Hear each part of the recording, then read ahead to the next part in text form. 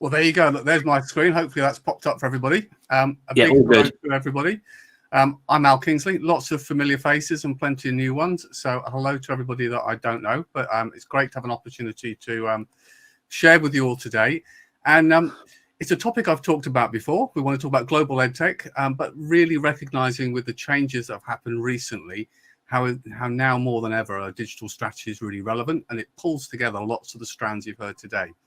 And I wouldn't be taking the opportunity that I could without using Mr. Anderson for a few insights along our hopefully really rapid journey through this conversation. So I guess it starts with what is possible versus what you need, looking at your school being equipped for a digital world. And there might be a bit of a musical theme as we progress on our journey today. So I'm going to start then with journey. Don't stop believing. And it is about optimism and about focusing on those key things that you need. So with that in mind, a conversation point that often has been discussed, certainly the catalyst of COVID in recent months and over the last year, has really been about what does a digital strategy mean to you? And it's a topic I share at different events and discuss, and you'll know Mark and I wrote a guide covering those strands.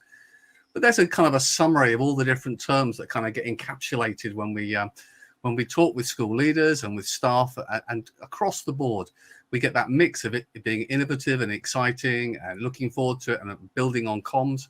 But also, understandably and rightly, there are those daunting and confusing and those other concerns about how you actually implement it and what it means in terms of capacity and, of course, overall direction. So kind of with that in mind, I always like to start the conversation by saying sometimes you have to look backwards to move forwards. And what I really mean about that is the fact that, you know, schools are very reflective. And in order to kind of move forward and shape a digital strategy, you need to start by understanding what has worked well so far. Have you reviewed what's been sustained and become embedded within the schools? What are our collective skills within the teaching cohort to actually leverage and build on any plans that we have? Do we know what's relevant in terms of how does it align with our school development plan? That will help shape priorities potentially on some of those aspects.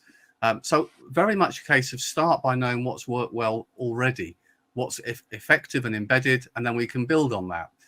You know, and that's the kind of key is if we know what's working well, we've got a solid foundation to move things forward. Another factor, another little clip here is about getting a grip. And what I mean by that is before we start looking at what could we add, or more importantly, what do we need to add, we also have to have a sense of what have we got? What IT devices? Where are they? Are they being deployed and used most effectively? What software do we use? What subscriptions have we engaged with?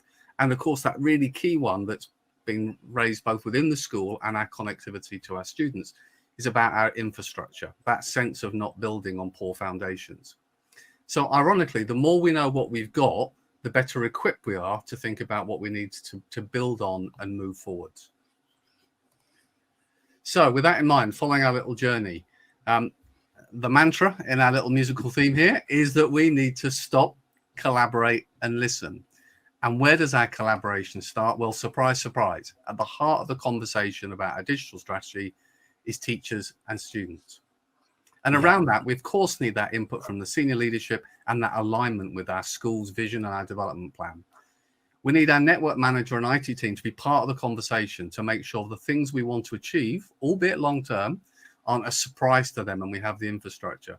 But note, it's one of the Venn diagram sides. It's not the central driver for this. Then, of course, we need to consider data privacy, and not less than recent months where we've been looking at all sorts of different solutions. And we need to make sure we've got those data protection impact assessments or similar in place. We need to make sure it's inclusive for all our learners. So we need that send provision to be part of the conversation. Something very close to my heart, and it's on the technology we deliver, making sure your DSL and safeguarding is also there. The more we empower young people to have access to digital and technology, the more the onus falls on us to have those tools in place to keep them safe. And then we've got training in CPD, and this is probably a good point to speak to the master. So training in CPD, Mark, would you like to share a view on its importance? Well, yeah, absolutely. And I alluded to this in my presentation as well, Al, because you're only ever as strong as your weakest link. And so it doesn't matter how great, your IT setup is, you might have the most amazing technology available to you, but if you don't have adoption and confidence and competence in the uses of these things, then it's not an investment that's going to make any kind of return for teaching or learning, reduce workload, cost savings on printing and all these different things. If teachers aren't empowered to use the things that are available to them. Absolutely. And where it becomes relevant is our next bubble, finance. Not the old style approach, which is finance shaped what's available, so what should we do this year? Because we're looking at a longer term digital strategy. Finance needs to be part of the conversation, but that bubble, that training in CPD needs to be factored into that consideration, not just the hardware and software, the nuts and bolts, actually the skills to get the most out of it and ultimately get what we're all looking for, which is impact. And finally, I always include, you want to have that oversight and challenge. Again, if you're going to have an effective journey, bring everybody along with you and make sure you've got that inclusive conversation. Sometimes, though, it can be a bit of a tug of war, and that's just the reality of it. So, of course, we always kind of focus on that conversation about make sure you focus on the priorities over the conveniences. I appreciate sometimes an early win can help boost morale, but ultimately you want to make sure it's pedagogy focused, aligned with the school development plan. It's realistic within your capacity, not one size fits all. Every school will have different stakeholders and capacity. It's sustainable, and you've considered ways that you can perhaps measure the actual impact. The more you can evidence impact, the easier it is to get buy-in to extend and develop your digital strategy. And of course, as part of that, confidence is king. And it alludes to Mark's comment, really, which is about great CPD being available and regularly embedded, not just perhaps once at inset and never touched again on a particular product. Making sure you embed within that the flag bearers, so other staff who can be the go-to people for different products and solutions. And then also thinking, as Mark alluded to, with that kind of 4 stages of teacher confidence, that survival, mastery, and so on. We're going at a fair lickety split. I'm conscious of your time, Mark. I will share the slides afterwards. Communication is the key. There's another, it's been a few today, John Hattie quote there in terms of increasing student academic achievement, but never more than now. Looking back at Bookie's comments about, from a SEND perspective as well, communication is fundamental, whether it's the communication layers we put in place between leadership and staff, school to student, school to parents and community, which has been another area where actually in some areas, there's been some real wins there in terms of schools uplifting that community engagement. And then there's that really big one, that well-being, that face-to-face, that digital face-to-face, those regular check-ins, and as Bucky referred to, the how are you as the starting part of the conversation. So that all builds into that. Now, I often put this comment up and people kind of think, well, that kind of contradicts your point of view a little bit, Al. EdTech's not the solution. And I really want to kind of stress, it's not the solution, but we don't stop the sentence there. It's a facilitator, a supporter, an empowerer. Nothing we share here replaces that the core of this is teacher to student engagement and their skill set and that role. But EdTech can be a really effective facilitator. However, we also need to make sure it's about those priorities and not trying to do too much when it's really not achievable. I like to share this kind of vision for a school that's a digital world, and it's a long old list, everything from pedagogy being focused, EdTech's used where it's appropriate, but it's not forced into each and every setting. It's not a badge of honor that everything has to be techie. Teachers have confidence to use the tools, but also schools encourage and support teachers to have confidence to take risks, to try new things as part of that evolution. IT managers are at the heart of the discussion, but they're not the ones shaping it. That your digital citizenship and your safeguarding are all part of your overall long-term strategy, and that teachers have confidence to choose the right approaches, whether it's thinking for a certain setting, these are the kind of things that you'll align with, Mark. Sometimes a mini whiteboard or effective post, pause, pounce, bounce questioning is just as effective as putting a bit of technology in place. So it's about blending all those things together, and it will be different for every school. Absolutely.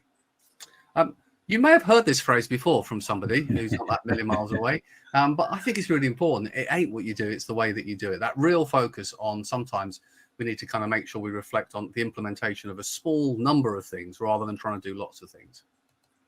Now, I also include this conversation because it links very much in with effective use of technology. But given that I've got Mr. Anderson on the stage with me, it would be daft of me not to ask you, Mark, to talk through something I know you're very passionate about. Yeah, no, thank you, Al. I mean, it ties in really neatly because you were talking before, teachers have lots of, we've talked about the confidence and competence thing. Teachers have lots of experience in terms of their content knowledge. They have lots of experience in terms of their pedagogical knowledge, but often what we see is they don't have that confidence and competence with their technological knowledge. And so a framework that's been really useful to me over the years is this one from Ruben Puentedura, which is the SAMA model, which takes you through from substitution, where you might do something like note-taking, and you might do note-taking in a notebook, such as one like this one here, or you might choose to do it using a tool like this one here. But the thing is, the one from the other doesn't really improve or shift learning or anything on. Now, there are functional improvements as we move through. You get these functional improvements. If I was making my notes on my iPad here, I can highlight it, I can underline stuff, all these different things, but I can still do that actually. If I've got a few extra pens, I can still do that in my Moleskine. So moving forward, what we can really then start thinking about is how we can do these things at a much higher level. So we can do things like we could collaborate on our notes, and we can use the technology to do note-taking in ways that wouldn't have previously been conceivable. So that's the SAM model. It's been a great framework for me to get me thinking really about how I can really squeeze out all the opportunities for how technology can improve and support, and most importantly, enhance what I'm trying to do with my learners in the classroom. Linked to that, Mark, is the good old blended word. It means different things to different people. It's something you shared some really useful resources on. So would you like to take the lead on this slide? Yeah, brilliantly. Thank you, Al. And so blending learning is really important. We've seen a massive increase in the knowledge of certain words and vernacular during the last 12 months.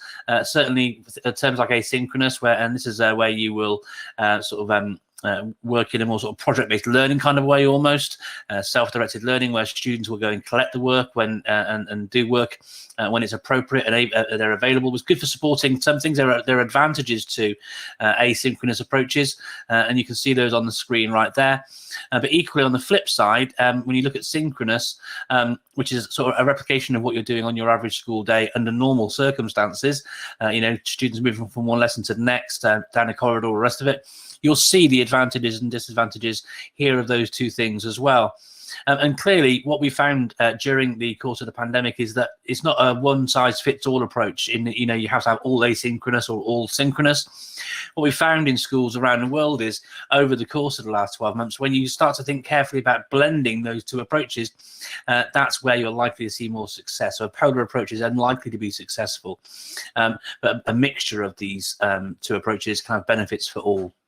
Thank you, Mark, for being my sage on the stage. You can now become the guide on the side again for a sec. Thank you. So we're now going to move across. One of the mantras you'll have heard lots of people share this is, less is more. This is not a race to who can adopt the most edtech as part of a digital strategy. It's got to be about doing a realistic amount where it's needed, where it's appropriate, and where it's actually going to meet a particular challenge that you have identified as part of your development process. I did just mention my Wonka bar there because chocolate trumps everything. So 10 tips for working on an online class. And I've got a little Anderson pop out here because we've kind of shared these already from Net Support, but I'm not going to read them all out given time because you can see them all there. But there are some of those kind of top tips for how to get the most out as part of that blended online experience. Everything from accessibility to keeping things simple, 20-20-20 rule, and so on and so on. Again, hopefully that'll be useful for people post this event.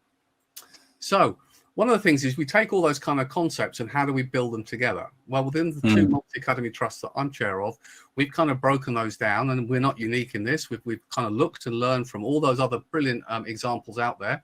Mark and I were talking last week on Net Sport Radio with Linda Parsons and Paul Gardner at Deer International School. Fantastic plan that they've got and the way they've implemented theirs. But we've broken ours down really into our key pillars. So one being about reflecting on what we need to do or could do to innovate learning. One aspect in terms of developing students' digital skills. Another aspect about broadening and supporting the CPD teacher skills. A fourth one, not surprisingly, about the broader infrastructure and technology deployment that the trust uses. Focus on how we can use things most effectively to develop and support communication within the trust. And last but absolutely not least, to make sure that at the heart of these conversations, we're also utilizing our strategy to help promote and develop everybody's well-being. So if we quickly kind of whiz those down and we start with innovating learning, Innovating learning is really about reviewing the current use of ICT across the trust, the subject where tech is appropriate, looking and doing a strengths, weaknesses, opportunities, threats on devices, reviewing any supporting apps that can support our send, things like Immersive Reader, yada yada, looking at how we can do that blend between live streaming, recording content, and exemplars for future access, and clarity on how we deliver that remote teaching and learning. And I tend to put a few cartoons up because I think it just kind of shapes some of the initial considerations we have when we're sitting down thinking, my goodness, where do we go from here? In terms of student digital skills, well, a good starter for 10, and many of you, if not all of you, I'm sure will have done that, is undertaking those student digital skills surveys. So we can actually understand where those different gaps are, developing student skills with a core set of apps. Remembering that less is more, rather than trying to introduce 10 new things, looking at the core and the heart of what those tools are that will facilitate the most in terms of those initial wins. Building CPD for students, and I would argue for parents as well, when we think of our primary group, in terms of their core tools, whether it's Teams, Google, whatever they're using, and developing a strategy that builds around digital citizenship, because ultimately when we have our safeguarding and our concerns with that regard, the more we empower our young people to think and challenge effectively, the better. And of course, making sure within that we weave through it and we ensure there's accessibility for all. And then, of course, alongside that, we're developing our digital learning resources for our students. Then we come on to our teacher skills, and there's a long old list, but I mean, this again, I'm talking to the convert on this one. Again, let's do a survey, a regular survey, so we have an open state of the nation, building on CPD, consolidating on key platforms across, if you're a trust, all the different schools, perhaps developing things like monthly tech clubs, developing those flag bearers, online resources, and so on and so on. Then we move on to technology and infrastructure. And again, there's some economies of scale here, and economies of scale benefit because they can unlock cash that can be used for the order of the day, the teaching and learning. So standardizing on trustworthy ICT platforms, looking at those economies of scale, reviewing online capacity and services, reviewing our data protection policies throughout the school, evaluating the flexibility of things like our assessment tools and our collaboration tools, reviewing disaster recovery, making sure we've got that continuity, and a constant check and balance with, as we're looking at how we're developing and investing in hardware and services, how that aligns with the long-term view of our digital strategy. Communication, kind of focused on that being a key. And at the end of the day, there's lots of different ways to communicate, but fundamentally it's about developing the use of your desired platform, establishing channels so that staff can have that fostered communication, both professionally and personally, promoting and finding the right way to deliver parental engagement and delivering confidence and use of tools for those parents, building on a strategy for homeschool comms, looks at ways to deliver training and CPD through an online portal. And you can see Bookie was rising to that challenge earlier with some of the points she raised on there. We're going at a fair pace because I'm conscious of your timeline, Mark. Next up on this one is perhaps not a surprise. Wellbeing is at that heart. We want to foster staff comms. We want to review the tools to help reduce teacher workload where it's appropriate, whether that's assessment tracking, building in rubrics to automate things, grading, feedback, taking audio notes rather than written notes, all the things that we can do, the small wins, marginal gains, but looking at reducing workload, reflecting on remote working versus the impact on wellbeing. This is a conversation we've had in our trusts. It's kind of assumed it saves time, but actually preparation-wise, it can create more overhead. Better support for SEND wellbeing with more face-to-face or virtual face-to-face support and interaction, providing easier access to online resources. Internally in the school, get more effective use of digital signage and messaging, celebrating success and positivity, and also developing a wellbeing group within the trust. So they're all different strands to consider as part of it. And the bit that I think is really key is about developing champions for different strands within your school. The last thing you want is one person who is the all-knowing seer of understanding about products. From a strategic management point of view, you create real dependencies within your school or trust. But actually what you want is across the school, embedded different flag bearers who are the go-to people with ideas to innovate and support different solutions. Our quick tips. Mark, feel free to dip in on some of these. Get involved, a fairly easy one. Yeah, I completely agree with that first one. I mean, we've had some conversation in the chat as well. Barbara's talking about involving librarians, and we advocate for involving the entire school community in this process. Parents, cleaning support staff, everybody should feed into this because there's benefits that can be gained across the board, which sometimes aren't as immediately obvious. So do definitely try and get everyone involved in this, and don't try and do things too quickly either. You know, outwardly state this is where we're looking to get to, but recognize that we're on this journey together. We might make mistakes along the way. That's the approach that I always sort of advocate for. And you said it's, I've said this a few times today, and you have too, Al. It's so important to plan for loads of CPD, because without it, you don't build that confidence that we need to see in our colleagues, so that things can go. And then make sure you have ways in there to measure impact, because if you don't know, if you're not measuring what you're doing, how do you know if you've actually been successful or not? So it's super important to do that, and communicate things really clearly, not just with teachers, but with students, with your governing body, with your other stakeholders, some of which we mentioned before, such as Barbara mentioned with librarians and other support staff and teaching assistants. Everybody needs to be involved in this process. Absolutely. Thanks, Mark. So those are the kind of quick takeaways. Given that I've got all of your ears and we talked about how we can simplify and make things easy and accessible, one of the things that NetSport specialize in is that teacher to student interaction, that collaboration, assessment, monitoring, and something that we've evolved over the last 6 months to reflect the challenges for school, both teaching in the classroom and with our children remote, is a brand new, easy to use teaching platform, classroom.cloud, which really provides all the tools. Perhaps more focused and different to some of the experiences of late is the ability to have your children at home, but actually better see on what's happening on their screens and interact with them, so that you can shepherd the conversation along, launch websites and apps, and actually bring them along as part of those synchronous learning experiences. Of course, the same tool you can use in the classroom, so we minimize teacher CPD. One tool works no matter what the setting. So if you get 5 minutes, I'd really encourage you, please go and check out classroom.cloud, and hopefully it's something that will be of use to you at some point. And that whistle-stop tour of digital strategy, Mark, we've tried to cover all the key strands in one quick swoop. There's a bit.ly link on the right-hand side there, which is a download link to our free digital strategy guide, version 2, which not only has all the different thoughts and ideas, but is jam-packed with case studies from educators around the world with their experiences of how they've delivered that, the challenges they met, and the solutions that they came up with. And apart from that, thanks for being invited today, and I hope everybody really enjoys the rest of the day. Keep safe, folks.